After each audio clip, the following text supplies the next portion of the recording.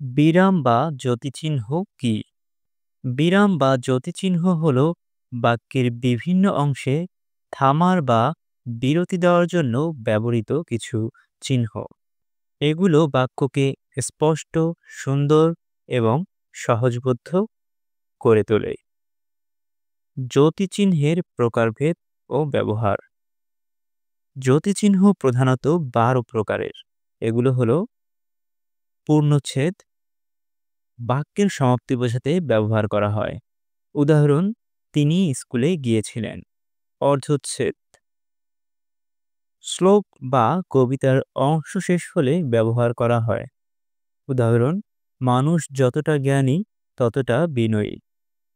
কমা, বাক্যে বিরতি বা তালিকা বোঝাতে ব্যবহার করা হয়।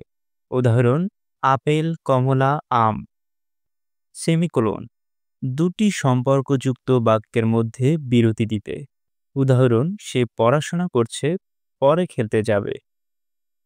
কোলন, বিস্তারিত বা তালিকা প্রদর্শনের আগে।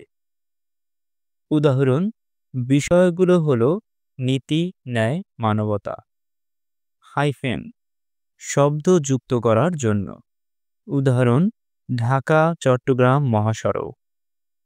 ড্যাশ, বাক্যে আকস্মিক বিরতি বা ব্যাখ্যার জন্য। উদাহরণ, আমি জানি না তুমি কি বলতে চাও। উদ্ধরণ চিহ্ন, কারো উক্তি বা কোনো বিশেষ শব্দ বোঝাতে। উদাহরণ, রবীন্দ্রনাথ বলেছেন, সত্যের সন্ধান করো। প্রশ্ন চিহ্ন, প্রশ্নসূচক বাক্যের শেষে।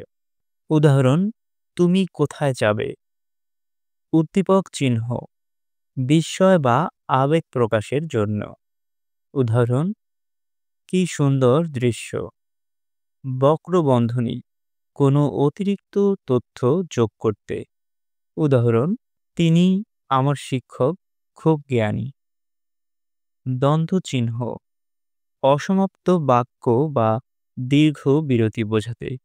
উদাহরণ, সে বলল, আমি পরে কথা বলবো।